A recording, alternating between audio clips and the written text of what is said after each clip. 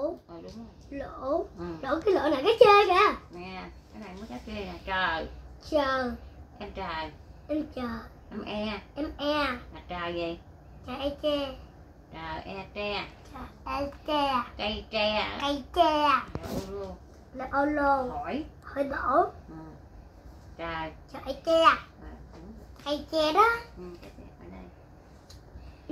Cái lỗ. Không phải là cái rá, nhưng mà cái rổ rờ. R a ra. Sắt. Sắc lá.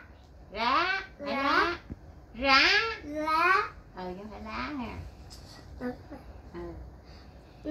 G a ga bị gà. Đờ, lúc này cái e nha. Kia. Trời. Trời gì? Trời với e đánh gần lại ráp rồi là gì?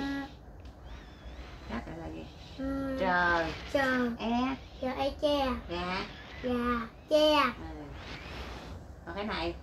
G a ca sắc cá.